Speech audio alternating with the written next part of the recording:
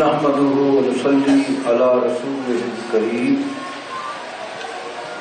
حضرت مفتی شمیم احمد خان صاحب زید حکم،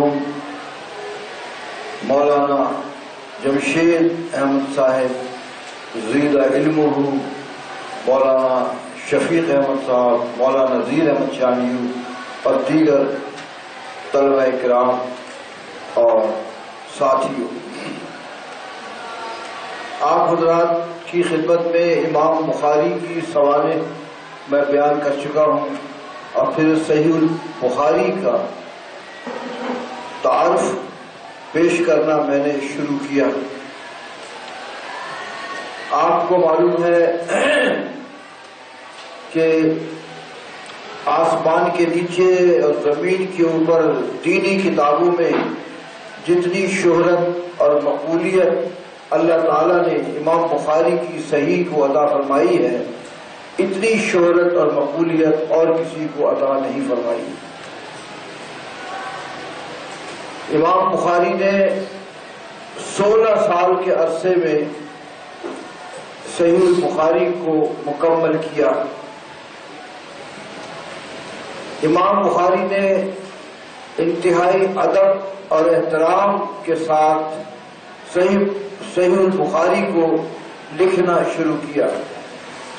صحیح البخاری میں کوئی حدیث درج کرنے یا لکھنے سے پہلے امام بخاری زمزم کے پانی سے غسل فرماتے تھے، پھر 2 رکعت نماز پڑھتے تھے، پھر اس کے بعد اللہ تعالیٰ سے دعا کرتے تھے کہ اللہ تعالیٰ انہیں وہی حدیث صحیح بخاری میں درج کرنے کی توفیق عطا فرمائے جو صحیح ہو۔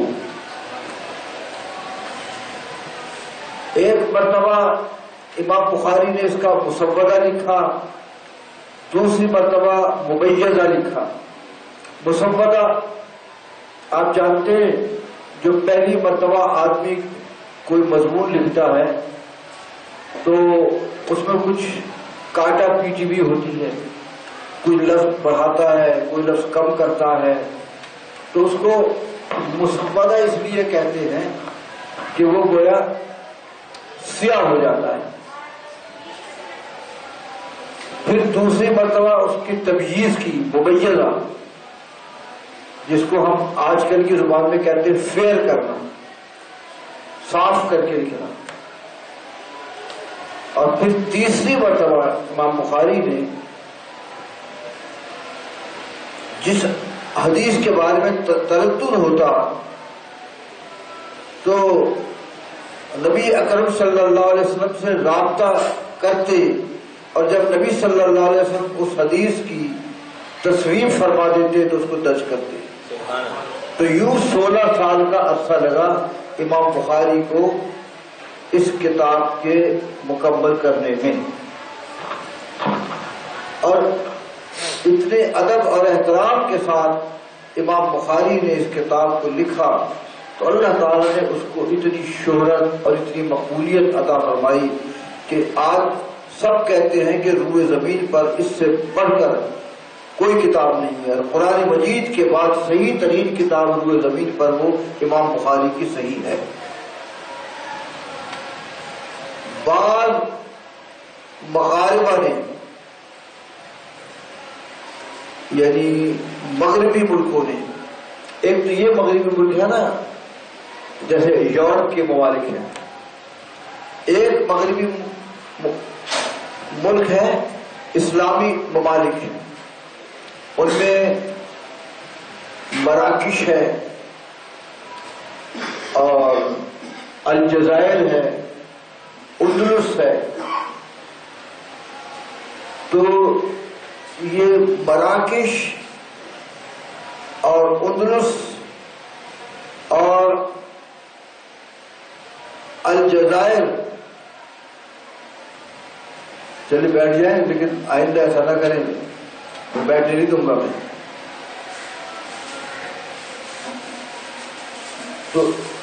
تو یہ جو مغربی ممالک کے علماء ہیں یہ صحیح مسلم کو صحیح بخاری پر ترجیح دیتے تھے اور کہتے تھے کہ صحیح مسلم کی احادیث زیادہ صحیح ہے بنسبت صحیح بخاری کے،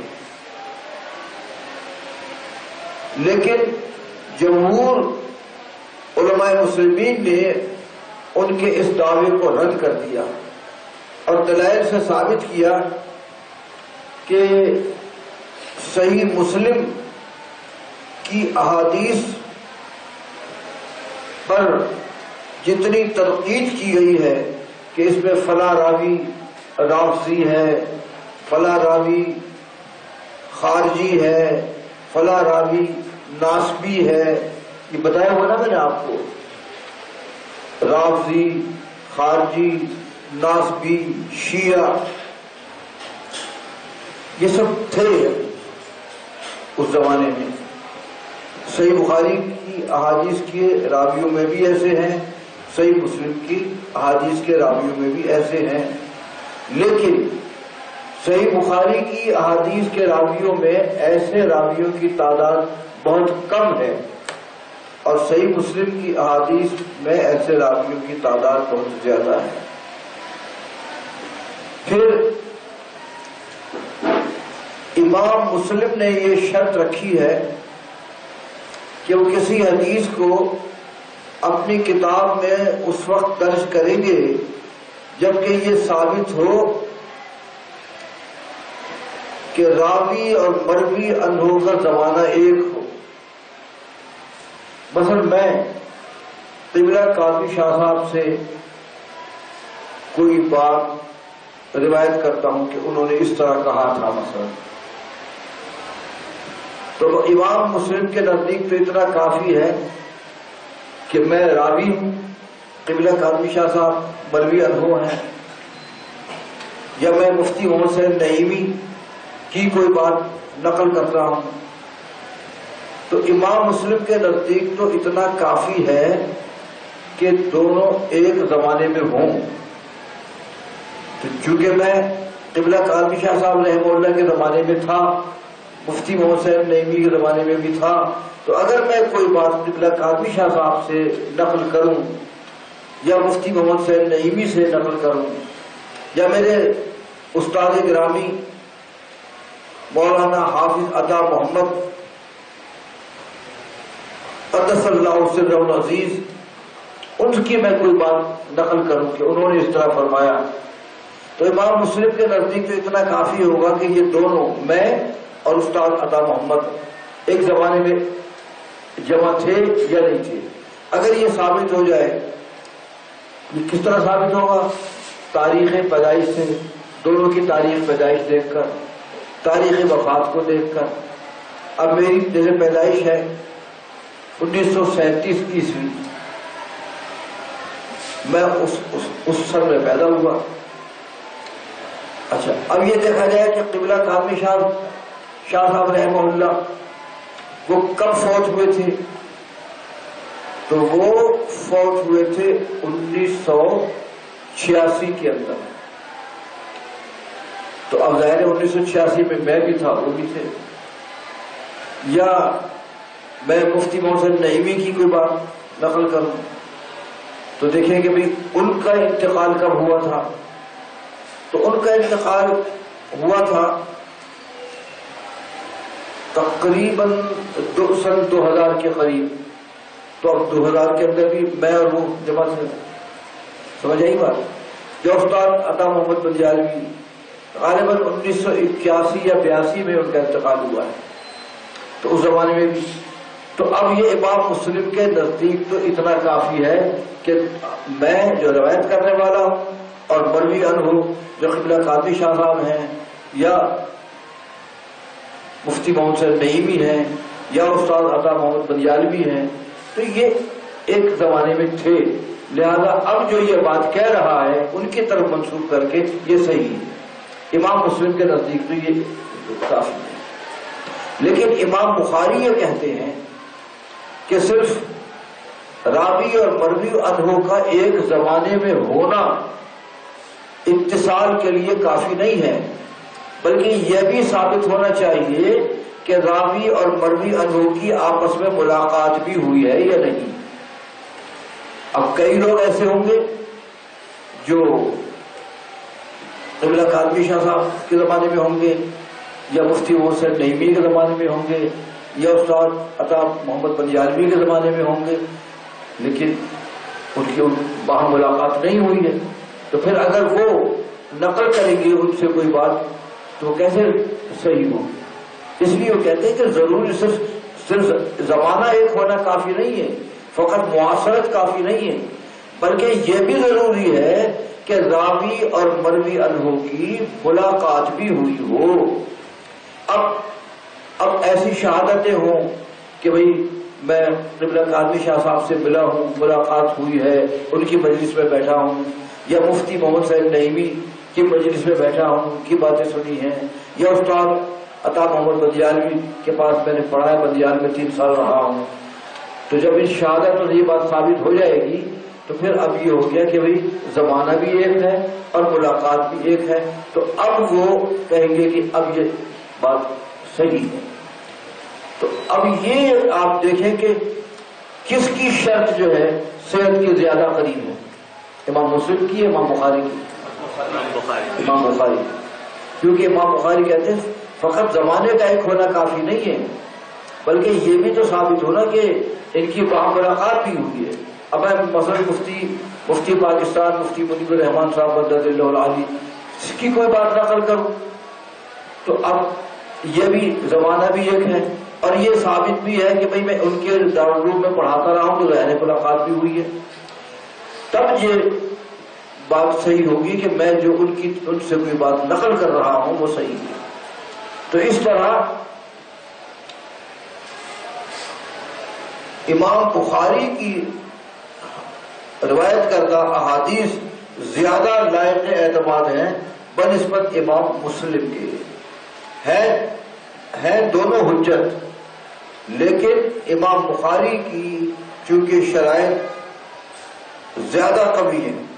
امام بخاری کی شرط حدیث میں درج کرنے کے لیے یہ ہے کہ روایت کرنے والا مسلم ہو، مسلم تو آپ جانتے ہیں، عادل ہو۔ عادل کا مطلب یہ ہے کہ وہ اس سے کوئی گناہ کبیرہ ثابت نہ ہو، اس کا عقیدہ صحیح ہو، بدعتی نہ ہو، رافضی نہ ہو، خارجی نہ ہو، ناصبی نہ ہو، یہ۔ اور اس کے ساتھ ساتھ وہ اتصال میں شرط یہ ہے کہ راوی اور مروی عنہ کی ملاقات بھی ہوئی ہو، اور پھر وہ جو روایت کرنے والا ہے وہ کامل الضبط والاتقان اور کثیر الملازمت مع الشیخ ہو۔ کامل الضبط والاتقان کا مطلب یہ ہے کہ اسے بھولنے کا مرض نہ ہو، بات سنتا ہے بھول جاتا ہے، مرض مجھ پہ ہے، میں بات سنتا ہوں اور بھول جاتا ہوں، بھولنے کا اسے عارضہ نہ ہو، اور وہ شکی نہ ہو، وہمی نہ ہو، کامل الضبط والاتقان کا یہ مطلب ہے۔ یہ آپ نے پڑھا ہوگا اس میں، یہ تذکرۃ المحدث میں یا اس کے اندر پڑھا ہوگا کہ وہ کہتے ہیں کامل الضبط والاتقان ہو، اور اگر اس سے کوئی بات بھول جاتی ہے تو وہ اس حدیث کو لکھ لیتا ہوں۔ تو ایک تو ہے ضبط صدر اور ایک ہے ضبط کتابت۔ کامل الضبط والاتقان یعنی اس کا حافظہ بھی قوی ہو اور وہ جو احادیث ہم نے شیخ سے سنی ہے ان کو لکھ بھی لیتا ہوں، تو یہ ہوتا ہے کامل الضبط والاتقان۔ اور کثیر الملازمت مع الشیخ، جس شیخ سے وہ حدیث کو روایت کر رہا ہے اس کی خدمت میں، اس کی مجلس میں زیادہ تر حاضر رہا ہو، تو ایسا جو راوی ہو اس سے امام بخاری اس کی تمام روایات کو لے لیتے ہیں۔ لیکن اگر اس کے ضبط میں کمی ہو، کچھ بھول جاتا ہو، کبھی لکھتا نہ ہو، ناقص الضبط والاتقان ہو، اور شیخ کی مجلس میں بھی زیادہ حاضر نہ رہا ہو، قلیل الملازمت مع الشیخ ہو، تو اس کی روایات سے امام بخاری انتخاب کرتے ہیں، سب نہیں لیتے۔ جو کامل الضبط والاتقان ہو اور کثیر الملازمت مع الشیخ ہو اس کی تو سب روایات لے لیتے ہیں، اور جس کے ضبط میں کمی ہو، جو اپنے اساتذہ مشائخ سے حدیث روایت کرتا ہے ان کی خدمت میں زیادہ حاضر نہ رہتا ہو، اس کی روایت سے پھر انتخاب کرتے ہیں، کچھ لے لیتے ہیں اور کچھ نہیں لیتے۔ تو یہ ہے امام بخاری کا معیار۔ اور امام مسلم جو ہے تو وہ کامل الضبط والاتقان اور کثیر الملازمت مع الشیخ اس کی بھی سب روایت لے لیتے ہیں، اور جو ناقص الضبط والاتقان اور قلیل الملازمت مع الشیخ اس کی بھی سب روایت لے لیتے ہیں۔ تو اب آپ نے دیکھا کس کی شرط زیادہ قوی ہے؟ امام بخاری کی شرط زیادہ قوی ہے۔ تو اس وجہ سے اگرچہ مغربی ممالک مثلا اندلس، مثلا الجزائر، المراکش، ان لوگوں نے امام مسلم کو ترجیح دی ہے، صحیح مسلم کو، لیکن جمہور امت مسلمہ نے امام بخاری کی صحیح کو ترجیح دی۔ تو ایک تو میں نے آپ کی خدمت میں جو بات عرض کی وہ تو ادب اور اہتمام ہے امام بخاری کا صحیح بخاری میں احادیث کو درج کرنے کے متعلق، اور دوسرا میں نے عرض کیا شرائط۔ آپ کو اجمالی طور پر میں نے بتایا کہ حدیث کو اپنی کتاب میں درج کرنے کے لیے امام بخاری کی کیا شرائط ہیں اور امام مسلم کی کیا شرائط ہیں، اور ظاہر ہے کہ امام بخاری کی شرائط زیادہ قوی ہیں اور امام مسلم کی اتنی قوی نہیں ہے. یہی وجہ ہے کہ اس میں صحیح بخاری میں امام بخاری کی احادیث کی تعداد کم ہے اور صحیح مسلم کی احادیث کی تعداد زیادہ ہے، کیونکہ انہوں نے ذرا کھلا معاملہ رکھا ہے. سمجھ آئی بات؟ اور کل میں نے آپ کو بتایا تھا کہ صحیح بخاری کی احادیث کی تعداد کتنی ہے؟ یاد ہے کسی کو؟ آپ کو بتائیں. 7,563. یہ صحیح بخاری کی احادیث کی تعداد ہے. اس لیے تو عام ہے، عام ازی کی وہ احادیث مقرر ہوں یا غیر مقرر ہوں، اور مقررات کو حذف کرنے کے بعد پھر کتنی ہے؟ 2,683. یہ تو حافظ ابن حجر اسقلانی کے نزدیک ہے اور حافظ ابن صلاح کے نزدیک 4,000. ماشاءاللہ آپ نے یاد رکھا ہے. خوشی ہوتی ہے اس بات سے کہ جب آپ مجھے پتہ چلے کہ آپ کو یاد ہے. اچھا ایک چیز اور بتانی ہے، وہ کل بھی میں نے اجمالی طور پر بتائی تھی کہ امام بخاری کا موضوع ہے ان احادیث کو درج کرنا جو سند کے ساتھ ہوں. جیسے یہ پہلی حدیث ہے، اس کو مسند کہتے ہیں. الصحیح الجامع المسند، یعنی جس کو سند کے ساتھ امام بخاری نے درج کیا ہے. اس کا ذمہ امام بخاری نے لیا ہے کہ وہ حدیث صحیح ہوگی. ما وضعت فی جامع ھذا الا الصحیح، میں نے اپنی اس جامع میں، اس کتاب میں جو حدیث درج کی ہے وہ صحیح ہے، وہ جو سند کے ساتھ.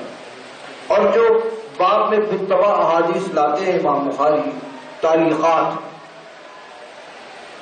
یہ تھوڑا سا واضح کر دوں. ایک حدیث ہوتی ہے معلق اور ایک حدیث ہوتی ہے مرسل. یہ یاد رکھیں. ویسے تذکرۃ المحدثین میں لکھا ہوا ہے سب کی تعریفیں، اس میں بھی لکھی ہوئی ہے.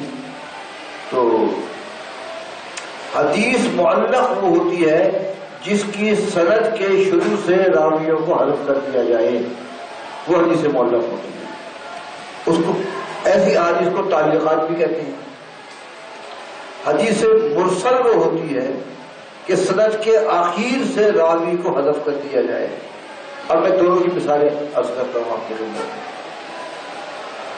حدیث معلق تو بہت کل میں نے بتایا تھا نا آپ کی، اس کے صفحہ 16 پر جو حدیث ہیں وہ سب تعلیقات ہیں. سند کے ساتھ کوئی حدیث ذکر نہیں کی امام بخاری نے اس باب میں. تو اس حدیث کے شروع میں کبھی تو ایسا ہوتا ہے کہ سب راویوں کو حذف کر دیتے ہیں، بس سیدھا یہ کہہ دیا قال رسول اللہ صلی اللہ علیہ وسلم، اور پھر آگے حدیث ذکر کر دیا. اور کبھی ہوتا ہے کہ صحابی کا ذکر کر دیا، قال ابن عباس رضی اللہ تعالیٰ عنہ، قال عبداللہ ابن عباس رضی اللہ تعالیٰ عنہ، پھر حدیث ذکر کر دیا. تو جس کے شروع سے راویوں، سند کے شروع سے راویوں کو حذف کر دیا جائے تو وہ حدیث ہوتی ہے معلق. اور مرسل وہ ہوتی ہے کہ سند کے اخیر سے راوی کو حذف کر دیا جائے. اب جیسے یہی حدیث ہے نا، پسند یہ اس پہ سمجھنا آسان ہے. اب یہ ہے سند شروع کی حدثنا الحمیدی سے، صحیح ہے. اب یہ حدثنا الحمیدی پوری سند کو چھوڑ کر صرف اتنا ذکر کیا جائے کہ قال رسول اللہ صلی اللہ علیہ وسلم یقول انما الاعمال بالنیات. سمجھ آئی بات؟ یا یوں کہا جائے کہ قال عمر بن الخطاب رضی اللہ عنہ سمعت رسول اللہ صلی اللہ علیہ وسلم، تو یہ حدیث کیا ہوگی؟ معلق ہوگی. سمجھ آئی بات؟ شروع سے راویوں کو حذف کر دیا. اور کبھی آخر سے، سند کے آخر سے راوی کو حذف کر دیا جائے. سند کا آخر کیا ہے؟ مثلا صحابی روایت کرتا ہے رسول اللہ صلی اللہ علیہ وسلم سے، تو سند کے آخر میں کون ہے؟ صحابی ہے. تو صحابی کو حذف کر دیا جائے اور تابعی سے روایت کی جائے. اب یہ حدیث جو ہے، یہی حدیث جو ہے انما الاعمال بالنیات، تو صحابی کون ہے؟ حضرت عمر بن خطاب رضی اللہ تعالیٰ عنہ. اور ان سے پہلے کون ہے؟ علقمہ بن وقاص لیثی یہ تابعی ہے. سمجھ آئی بات؟ تو اب یوں کہا جائے کہ قال علقمۃ بن وقاص اللیثی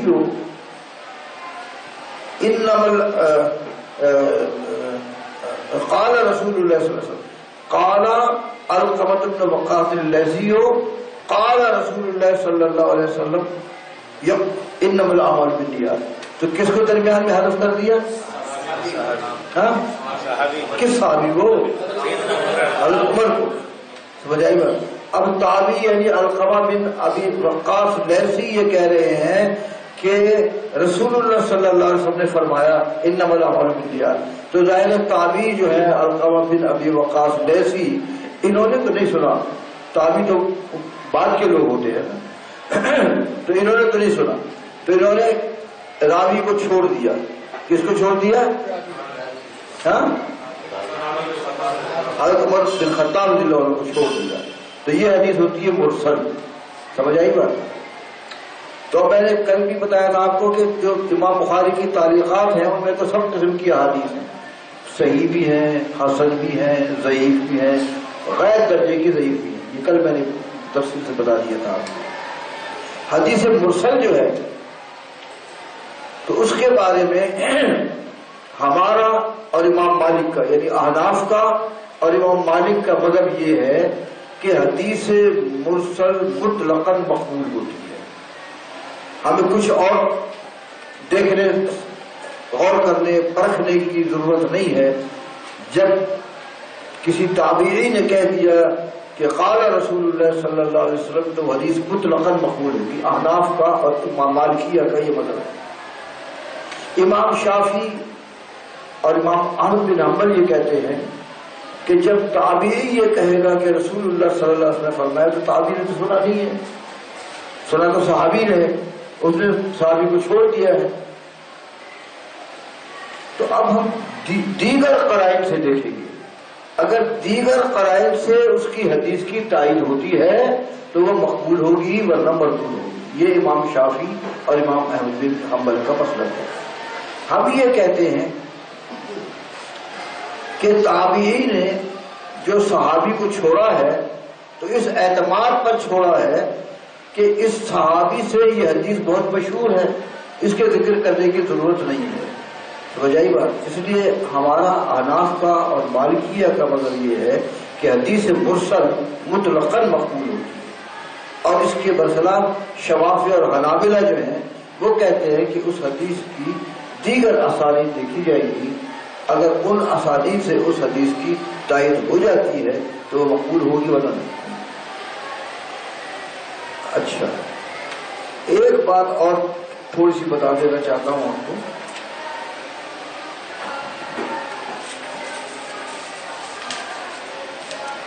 یہ دیکھیں یہاں صفحہ 21 پر دیکھیں لکھا ہوا ہے حاشیے پر اول الثلاثیات.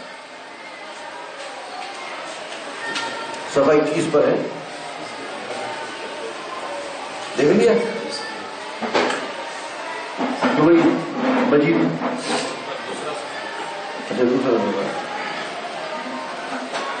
چلیے خیر آپ ایمان کے غیر لے آئیے.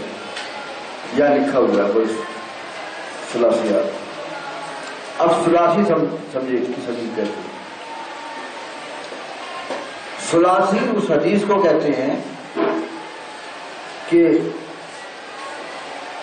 حدیث کے مدون یا مرتب یا مصنف کے اور رسول اللہ صلی اللہ علیہ وسلم کے درمیان صرف 3 واسطے ہوں، اسے کہتے ہیں ثلاثی. اب یہ جو اول الثلاثیات ہے نا، یہ ہے باب ہے اسم من کذب علی النبی صلی اللہ علیہ وسلم. یہ باب ہے. اب اس کی سند کو دیکھ لیں. یہ امام بخاری کہتے ہیں حدثنا علی بن الجعد، یہ ایک راوی ہوا. قال اخبرنا شعبۃ، یہ دوسرے راوی ہوئے. تیسرے راوی ہوئے قال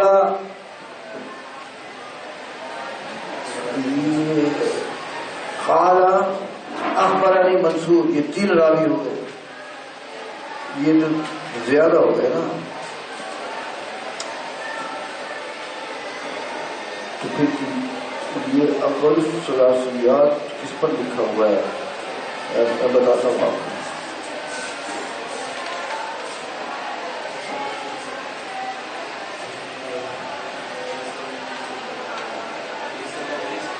یہ حدیث جو ہے نا اسی باب میں اسی باب کی جو دوسری عبد الولید شعبہ نہیں تیسری حدیث ہے. حدثنا ابو معمر قال حدثنا عبد الوارث عن عبد العزیز قال انس. یہ بھی نہیں ہے. ہاں یہ اس کے بعد والی حدیث جو ہے یہ ہے حدثنا المکی بن ابراہیم.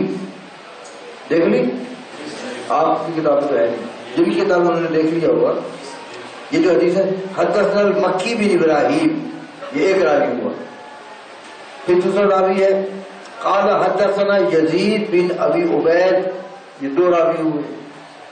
تیسرے راوی ہے عن سلمہ بن الاکوع، یہ 3 راوی ہوئے. سمجھ آئی بات؟ اب اس حدیث کے سند میں صرف 3 راوی ہیں. امام بخاری اور رسول اللہ صلی اللہ علیہ وسلم کے درمیان صرف 3 راوی ہیں. تو وہ سلمہ بن اکوع کہتے ہیں سمعت النبی صلی اللہ علیہ وسلم یقول من یقل علی ما لم اقل فلیتبوأ مقعدہ من النار. اس کے بارے میں لکھا ہوا حاشیہ پر اول الثلاثیات، یہ ثلاثیات میں سے پہلی حدیث ہے. سمجھ آئی بات؟ یعنی جس حدیث میں امام بخاری اور رسول اللہ صلی اللہ علیہ وسلم کے درمیان صرف 3 راوی ہوئے تو وہ یہ حدیث ہے. اور عموماً یہ مکی بن ابراہیم سے روایت ہوتی ہے. سمجھ آئی بات؟ حدثنا مکی بن ابراہیم قال حدثنا یزید بن ابی عبید عن سلمہ بن اکوع، یہ 3 راوی. اس کے بعد آ گیا سمعت النبی صلی اللہ علیہ وسلم. سمجھ میں آ گئی بات؟ تو جس حدیث کی سند میں امام بخاری اور رسول اللہ صلی اللہ علیہ وسلم کے درمیان صرف 3 واسطے ہوں، 3 راوی ہوں، تو اس کو کہتے ہیں ثلاثی. تو ظاہر یہ اس حدیث پر بہت زیادہ اعتماد ہوتا. تو یہ صحیح بخاری میں ایسی کل احادیث 22 ہیں اور حذف مقررات کے بعد 16 رہ جاتی ہیں. سمجھ میں آ گئی بات؟ اچھا یہ تو ہے ثلاثی. اور مسانی بھی ہوتی ہیں، یعنی جس میں حدیث کے مرتب اور رسول اللہ صلی اللہ علیہ وسلم کے درمیان صرف 2 راوی ہیں، وہ مسانی ہوتی ہے. قرآن مجید میں نا مثنی و ثلاثہ و رباع، 2 2 3 3 اور 4 4، تو مسانی بھی ہیں. اور احاد بھی ہیں جن میں رسول اللہ صلی اللہ علیہ وسلم اور کتاب کے مدور کے درمیان صرف 1 راوی ہے، اسے کہتے ہیں احاد. میرے پاس ایک کتاب ہے، میرے ذہن میں نام تو نہیں ہے اس کا، تو اس میں جو احادیث ہے نا وہ احاد ہیں، یعنی حدیث کے مصنف اور رسول اللہ صلی اللہ علیہ وسلم کے درمیان صرف 1 راوی ہے. سب سے زیادہ مستند تو وہ حدیث ہے جو احاد ہے، پھر وہ ہے جو مسنا ہے جس میں 2 راوی ہوں. یہ دکھائیں نا، یہ آپ کو نام بتا دوں نا، اس کی فہرست پہ ہوگا نا، اس کے آخر میں فہرست ہے جیسے کتب احادیث کی، یہ کتب احادیث ہے.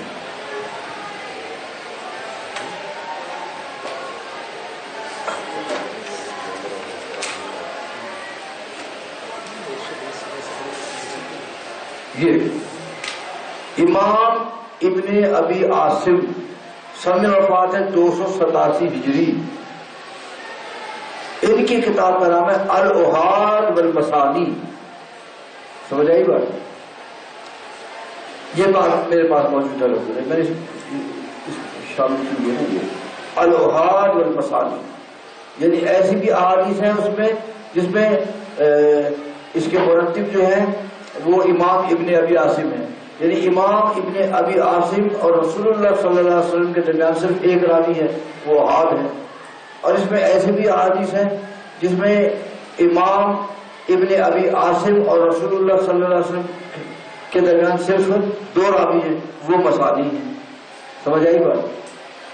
اور ثلاثی اس میں تو کچھ احادیث احاد ہوتی ہیں اور کچھ مسانی ہوتی ہیں اور ثلاثی ہوتی ہیں۔ تو سیاستہ میں صرف صحیح بخاری میں ثلاثیات ہیں، میں نے بتایا 22 ثلاثیات ہیں، 16 غیر مقرر ہیں۔ اور یہ الاحاد والمسانی یہ الحمدللہ میرے پاس موجود ہے۔ اب مجھے یاد نہیں کب خریدی تھی، کتنے کی خریدی تھی، اسی شوق میں خریدی تھی کہ اس کتاب میں امام ابن ابی عاصم اور رسول اللہ صلی اللہ علیہ وسلم کے درمیان صرف ایک واسطہ ہے یا 2 واسطے ہیں۔ آپ کو شوق ہو تو آپ قبل جا کر دیکھ لیجیے، یہ بتا دیں گے آپ کو مولانا جمشید۔ اب پتہ ہی 5-6 جلدیں ہیں اس کی الاحاد والمسانی۔ تو یہ ایک بات آپ کو سمجھانی تھی، آپ نے سمجھ لی۔ اور کیا بتانا تھا، یہ تو کچھ بتایا میں نے آپ کو تاکہ آپ کو صحیح بخاری کی احادیث شروع کرنے سے پہلے اجمالی طور پر کچھ آپ کو معلومات ہو جائیں گی۔ صحیح ہے؟ اب ہم شروع کرتے ہیں حدیث کو۔ امام بخاری کا مفصل تذکرہ بھی آپ نے پڑھ لیا، اور ان کی کتاب الصحیح والجامع المختصر من امور رسول اللہ صلی اللہ علیہ وسلم، اس کا بھی تعارف میں نے آپ کے سامنے بیان کر دیا۔ اب شروع کرتے ہیں بسم اللہ سے۔ بسم اللہ الرحمن الرحیم کا میں آپ کے سامنے ترجمہ کرنا چاہتا ہوں۔ جو ہماری اب جو تفسیر لکھ رہا ہوں طبیان الفرقان، اس میں میں نے مختلف تراجم ذکر کیے ہیں بسم اللہ الرحمن الرحیم کے۔ اپنا ترجمہ جو میں نے بسم اللہ کیا سب سے آخر میں رکھا ہے، انشاءاللہ عزیز چھپ کر آ جائے گی۔ آپ لوگ کتاب کے خریدنے میں تو بہت کفایت کرتے ہیں، ابھی تک تذکرۃ المحدثین نہیں خریدی، تو اگر آپ کی جیب میں گنجائش ہو اور ذوق اور شوق دے اللہ تعالیٰ آپ کو، تو طبیان الفرقان خرید۔ تو بہرحال ایک ترجمہ میں اس کا آپ کے سامنے بیان کر رہا ہوں جو اعلیٰ حضرت کا ترجمہ ہے، بسم اللہ الرحمن الرحیم کا جو ترجمہ کیا ہے۔ اعلیٰ حضرت نے اس کا ترجمہ کیا ہے اللہ کے نام سے شروع جو رحمان اور رحیم ہے، یہ اعلیٰ حضرت نے ترجمہ کیا ہے۔ میں نے جو اس کا ترجمہ کیا ہے وہ یہ ہے اللہ ہی کے نام سے شروع جو رحمان اور رحیم۔ کیا فرق ہے؟ ہم نے ہی کا بھی ذکر کیا ہے۔ اعلیٰ حضرت کا ترجمہ ہے اللہ کے نام سے شروع جو رحمان اور رحیم ہے۔ ہم نے کیا ہے ترجمہ اللہ ہی کے نام سے شروع۔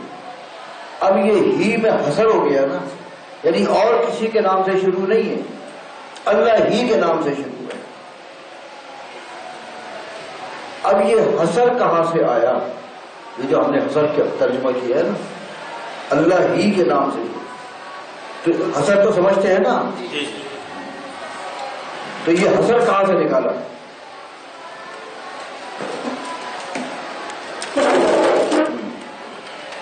بات یہ ہے صوفیہ کے 2 مقام ہوتے ہیں۔ ایک مقام یہ ہے ما رأیت شیئا الا رأیت اللہ بعدہ، میں نے جب بھی کسی چیز کو دیکھا تو اس کے بعد میں نے اللہ کو دیکھا۔ اور ایک مقام یہ ہے ما رأیت شیئا الا رأیت اللہ قبلہ، میں نے کسی چیز کو بعد میں دیکھا پہلے اللہ کو دیکھا.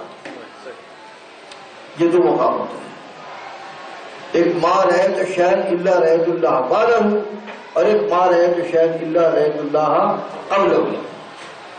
اب دیکھیں حضرت ابراہیم علیہ السلام کا مقام قرآن مجید میں ذکر ہے، وَكَذَلِكَ نُرِي إِبْرَاهِيمَ مَلَكُوتَ السَّمَاوَاتِ وَالْأَرْضِ لِيَكُونَ مِنَ الْمُوقِنِينَ، اور ہم نے ابراہیم کو آسمانوں اور زمینوں کی نشانیاں دکھائی، لِيَكُونَ مِنَ الْمُوقِنِينَ، تاکہ ان کو اللہ پر اور اس کی توحید پر یقین آئے. تو پہلے کس کو دیکھا؟ آسمانوں اور زمین کو. سمجھ آئی بات؟ اور پھر بعد میں اللہ تعالیٰ کو کذالک نری ابراہیم ملکوت السماوات والارض لیکون من الموقنین. اور حضرت موسیٰ علیہ السلام کا ذکر ہے قرآن مجید میں، انا معی ربی، بے شک میرے ساتھ ہے رب میرا. پہلے کس کا ذکر ہے؟ اپنا ذکر ہے. انا معی، بے شک میرے ساتھ ہے رب میرا، پہلے اپنا ذکر ہے پھر اللہ کا ذکر ہے. انا معی ربی، بے شک میرے ساتھ ہے رب میرا. یہ حضرت موسیٰ علیہ السلام نے کہا. حضرت سلیمان علیہ السلام انہوں نے بلقیس کی طرف مکتوب لکھا، اس میں لکھا انہ من سلیمان وانہ بسم اللہ الرحمن الرحیم. پہلے کس کا ذکر ہے؟ حضرت سلیمان. اور پھر کس کا ہے؟ اللہ تعالیٰ. انہ من سلیمان وانہ بسم اللہ الرحمن الرحیم. تو ان کا مقام، ان انبیاء علیہ السلام کا مقام کیا ہے؟ ما رأیت شیئا الا رأیت اللہ بعدہ. کسی چیز کو جب بھی دیکھا تو اس کے بعد پھر اللہ کو دیکھا. اور نبی صلی اللہ علیہ وسلم ہمارے آقا والا کا مقام ہے ما رأیت شیئا الا رأیت اللہ قبلہ، کسی چیز کو پیچھے دیکھا پہلے اللہ کو دیکھا. اب دیکھیں ابراہیم علیہ السلام نے ان کے متعلق قرآن میں فرمایا کذالک نری ابراہیم ملکوت السماوات والارض لیکون من الموقنین. پہلے آسمان و زمین کو دیکھا پھر اللہ کی توحید پر یقین آیا. اسی طرح ہے نا. اب حضور کا دیکھیں، یہ سنن ترمذی میں حدیث ہے اور امام ترمذی کہتے ہیں کہ امام بخاری نے کہا حاضر حدیث و صحیح ہو، یہ حدیث صحیح ہے. ایک مرتبہ صبح کی نماز پڑھانے رسول اللہ صلی اللہ علیہ وسلم تشریف لائے، دیر ہو گئی تھی تو آپ نے دیر کا سبب بیان کیا. فرمایا رأیت ربی عز وجل فی احسن صورت، میں نے اپنے رب عز وجل کو انتہائی حسین صورت میں دیکھا. فقال فیما یختصم الملأ الاعلی، اللہ عز وجل نے استفسار فرمایا یہ ملائکہ مقربین کس بات میں بحث کر رہے ہیں؟ قلت انت عالم، میں نے کہا اللہ تو ہی بہتر جانتا ہے. فوضع یدہ بین کتفی، اللہ تعالیٰ نے اپنا دست قدرت میرے دو کندھوں کے درمیان یہاں رکھا. فوجدت بردہ بین صدیی، میں نے اس کی ٹھنڈک اپنے دو پستانوں کے درمیان اس کی ٹھنڈک سینے میں محسوس کی. جب سینے میں ٹھنڈک محسوس کی فعلمت ما فی السماوات والارض، تو میں نے جان لیا جو کچھ بھی آسمان و زمین میں علم کلی حضور کو حاصل ہو گیا. ایک روایت میں یہ الفاظ ہے فتجلی کل شیء وعرفت، ہر چیز مجھ پر روشن ہو گئی اور میں نے اس کو جان لیا. اب اس حدیث میں دیکھیں حضور نے پہلے کس کو دیکھا؟ رأیت ربی عز وجل فی احسن صورت، پہلے تو اللہ کو دیکھا اور پھر اس کے بعد فعلمت ما فی السماوات والارض، پھر میں نے جان لیا آسمانوں اور زمینوں کو۔ ابراہیم علیہ السلام نے پہلے آسمانوں اور زمینوں کو دیکھا، پھر اللہ کو دیکھا، اور رسول اللہ صلی اللہ علیہ وسلم نے پہلے اللہ کو دیکھا اور پھر بعد میں آسمان زمین کو دیکھا۔ ما رأیت شیئا الا رأیت اللہ قبل۔ اسی طرح حضرت موسیٰ علیہ السلام کہتے انا معی ربی، ساتھ ہے ہم میرے رب میرا، پہلے اپنا ذکر ہے اور پھر رب کا ذکر ہے۔ اور رسول اللہ صلی اللہ علیہ وسلم نے فرمایا غار ثور کے اندر حضرت ابوبکر سے ان اللہ معنا، بے شک اللہ ہمارے ساتھ ہے۔ پہلے کس کا ذکر کیا؟ اللہ کا، پھر اپنا ذکر۔ انہوں نے کہا تھا انا معی ربی، آپ نے فرمایا ان اللہ معنا۔ سمجھ آئی بات؟ تو کیا ہے یہ؟ ما رأیت شیئا الا رأیت اللہ قبلہ۔ اسی طرح حضرت سلیمان علیہ السلام نے مکتوب لکھا انہ من سلیمان وانہ بسم اللہ الرحمن الرحیم، پہلے سلیمان کا ذکر کیا اپنا، پھر اللہ کا۔ اور رسول اللہ صلی اللہ علیہ وسلم نے مکتوب لکھا ہرقل کی طرف، یہ صفحہ 5 پر ہے، ہرقل کی طرف آپ نے مکتوب لکھا، پہلی سطر ہے۔ تو ہرقل نے اس خط کو پڑھا، فیضاً فیہ بسم اللہ الرحمن الرحیم من محمد عبد اللہ ورسولہ الی ہرقل۔ سمجھ آئی بات؟ وہ کہتے ہیں انہ من سلیمان وانہ بسم اللہ الرحمن الرحیم، اور آپ نے مکتوب میں لکھا بسم اللہ الرحمن الرحیم من محمد عبد اللہ ورسولہ، پہلے اللہ کا نام لیا پھر اپنا نام لیا۔ ما رأیت شیئا الا رأیت اللہ قبلہ۔ تو آپ نے دیکھا مقام ابراہیم کیا ہے، مقام موسوی کیا ہے، مقام سلیمان کیا ہے، اور مقام محمدی کیا ہے۔ اب میں اصل تو یہ بات بتا رہا تھا نا کہ یہ میں نے جو کہا اللہ ہی کے نام سے شروع کرتا ہوں، یہی میں نے کہاں سے نکالا، وہ بتانا چاہ رہا تھا۔ یہ تمہید کے طور پر یہ سب بیان کیا آپ کو۔ بات یہ ہے کہ یہ جو ہے نا بسم اللہ الرحمن الرحیم، یہ جار مجرور ہے۔ آپ علماء حضرات ہیں، آپ کو پتہ ہے جار مجرور کسی عامل کے متعلق ہوتے ہیں۔ اب عامل اس سے پہلے اشرع نکالیں یا اقرع نکالیں، سمجھ آئی بات؟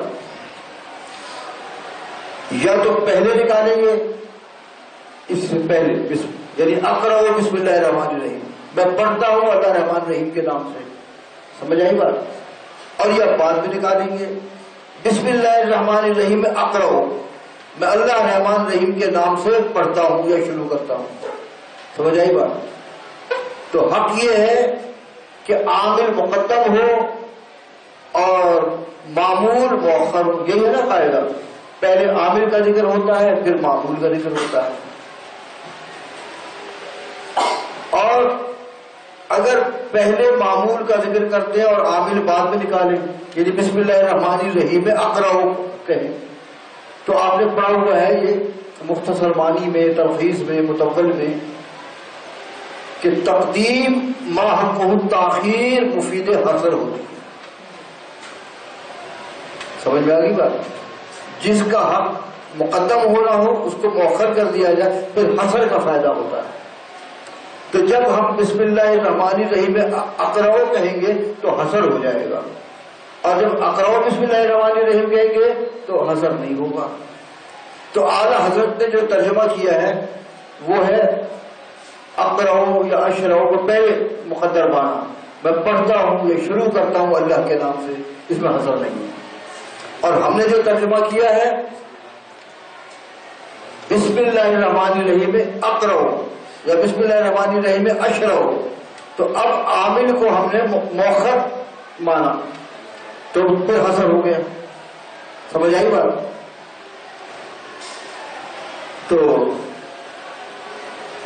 تو جب ہم کہیں گے بسم اللہ الرحمن الرحیم اقرع، اللہ رحمان رحیم کے نام ہی سے پڑھتا ہوں، اللہ رحمان رحیم ہی کے نام سے شروع کرتا ہوں، تو یہ ہی جو میں نے نکالا ہے نا ترجمے کے اندر، یہ کہاں سے نکالا ہے؟ عامل کو مؤخر مان کر. سمجھ آئی بات؟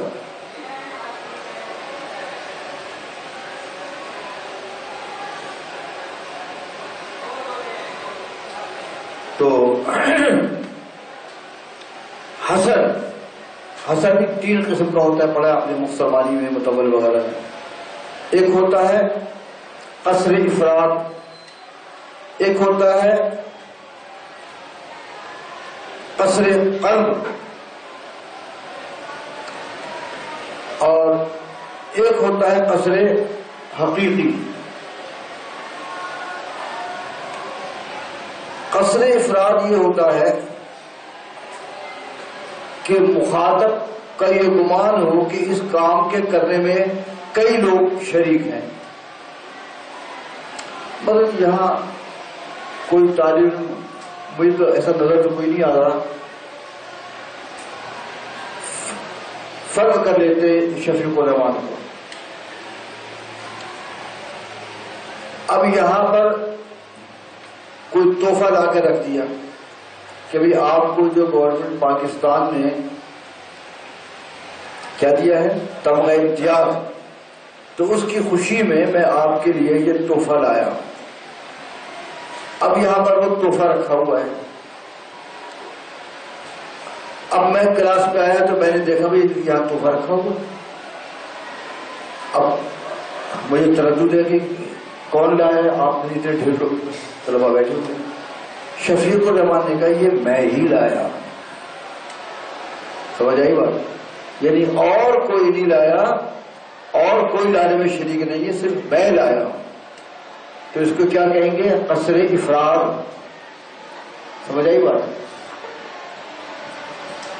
تو اب بسم اللہ الرحمن الرحیم میں بعض لوگ یہ سمجھتے تھے کہ اللہ کے نام سے بھی شروع کرنا چاہیے، بتوں کے نام سے بھی شروع کرنا چاہیے. تو ہم نے کہا بسم اللہ الرحمن الرحیم اقرأ، تو قصر افراد یعنی اللہ ہی کے نام سے شروع کرنا چاہیے، بتوں کے نام سے یا کسی اور کے نام سے نہیں شروع کرنا چاہیے. تو یہ قصر افراد ہو گیا. سمجھ آئی بات؟ اور قصر قلب، قصر قلب یہ ہے کہ کس کی مثال میں یہاں پر وہ نذرانہ رکھا ہوا ہے، میں آیا تو اب میرے ذہن میں یہ ہے کہ یہ نذیر احمد چانڈیو بہت مخلص ہے، یہی لایا ہوگا. یہ شفیق الرحمان نے کہا میں ہی لایا ہوں، یعنی نذیر احمد چانڈیو نہیں لایا. تو میرے ذہن میں جو تھا اس کا الٹ کر دیا تو قصر قلب ہو گیا. سمجھ آئی بات؟ تو اب بعض لوگ یہ سمجھتے تھے کہ اللہ کے نام سے نہیں شروع کرنا چاہیے، بتوں کے نام سے شروع کرنا چاہیے. تو جب ہم نے کہا بسم اللہ الرحمن الرحیم اشرعو یا اقرأو، تو ہم نے اس کا الٹ کر دیا کہ بتوں کے نام کے ساتھ نہیں، اللہ ہی کے نام سے شروع کرنا چاہیے. سمجھ آئی بات؟ تو یہ 2 قسمیں آپ نے سمجھی، قصر افراد اور قصر قلب. قصر حقیقی ہے کسی کے نام سے بھی شروع نہیں کرنا چاہیے، بس اللہ کے نام سے شروع کرنا چاہیے. تو جب ہم یہاں پر عامل کو مؤخر مانیں گے تو پھر حصر ہو جائے گا، اور عامل کو مقدم مانیں گے پھر حصر نہیں ہو جائے. اعلی حضرت نے جو ترجمہ کیا نا اللہ کے نام سے شروع کرتا ہوں، تو اس میں حصر نہیں ہے. ہم نے جو ترجمہ کیا ہے اللہ ہی کے نام سے شروع کرتا ہوں، اس میں حصر ہے. خواہ قصر قلب ہو، قصر افراد ہو، قصر حقیقی ہو، وہ کیوں ہو. اچھا پھر اور کریں. جب ہم عامل کو مقدم مانیں گے، جیسے اعلیٰ حضرت نے مقدم مانا، اشرو شروع کرتا ہوں اللہ کے نام، اللہ کے نام سے شروع کرتا ہوں. سمجھ آئی بات؟ تو تو شروع کرتا ہوں میں تو اپنا ذکر ہے. خیر اعلیٰ حضرت کا ٹھیک ہے، انہوں نے اللہ کا نام پہلے ذکر کیا، اللہ کے نام سے شروع کرتا ہوں. دوسرے مترجمین جو عام طور پر ترجمہ کرتے ہیں وہ تو یوں کرتے نا، اشرع بسم اللہ الرحمن الرحیم، میں شروع کرتا ہوں اللہ کے نام سے. جتنے اعلیٰ حضرت کے علاوہ جتنے بھی ترجمہ کرنے والے ہیں تو سب یوں ترجمہ کرتے ہیں، شروع کرتا ہوں میں اللہ کے نام سے. اعلیٰ حضرت نے یہ ترجمہ کیا اللہ کے نام سے شروع کرتا ہوں، ہم نے کیا اللہ ہی کے نام سے شروع کرتا ہوں. یہ تین بتا دیے نا میں نے. عام مترجمین ترجمہ کرتے ہیں میں شروع کرتا ہوں اللہ کے نام سے، اعلیٰ حضرت نے کیا اللہ کے نام سے شروع کرتا ہوں، ہم نے ترجمہ کیا اللہ ہی کے نام سے شروع کرتا ہوں. اب میں فرق بتانا چاہتا ہوں آپ کو کہ اگر ہم اس کا ترجمہ کریں گے جیسے کہ عام مترجمین کرتے ہیں، میں شروع کرتا ہوں اللہ کے نام سے، صحیح ہے، تو پہلے کس کا ذکر ہوگا؟ اپنا ذکر ہوگا، اور اللہ کا ذکر ہوگا بعد میں. تو جو عام ترجمہ جو ہے نا، میں شروع کرتا ہوں اللہ کے نام سے، تو اس میں اپنا ذکر پہلے ہوگا اور اللہ کا ذکر، اللہ تعالیٰ کا ذکر بعد میں ہوگا. تو جب آپ یہ ترجمہ کریں گے تو یہ مقام ابراہیم ہوگا کہ انہوں نے پہلے آسمان زمین کو دیکھا پھر اللہ کو دیکھا. یا مقام موسوی ہوگا کہ انہوں نے پہلے اپنا ذکر کیا ان معی ربی، بعد میں اللہ کا ذکر کیا. یا مقام سلیمان ہوگا کہ پہلے اپنا ذکر کیا انہ من سلیمان وانہ بسم اللہ الرحمن الرحیم. تو جب پہلے آپ اشرعوں کو مقدر مانیں گے، شروع کرتا ہوں میں اللہ کے نام سے، تو یہ مقام ابراہیم ہو سکتا ہے، مقام موسوی ہو سکتا ہے، مقام سلیمان ہو سکتا ہے، مقام محمدی نہیں ہوگا. مقام محمدی جب ہوگا کہ جب آپ یہ اللہ کا ذکر پہلے کریں گے. اللہ کے نام سے شروع کرتا ہوں، اللہ کا نام پہلے ہو اور اپنا ذکر بعد میں ہو، تو پھر یہ مقام محمدی ہوگا. سمجھ آئی بات؟ تو آج کے درس میں اتنا کافی ہے. آپ کو میں نے بسم اللہ الرحمن الرحیم کے بارے میں بتایا. چند اور بسم اللہ الرحمن الرحیم کے فوائد پر انشاءاللہ کل کے درس میں کروں گا. تو آپ حضرات سب کو محفوظ کر لیں اور اللہ تعالیٰ مجھے اور آپ کو احادیث کو سمجھنے، پڑھنے، اس پر عمل کرنے کی توفیق عطا فرمائے. وآخر دعوانا الحمدللہ.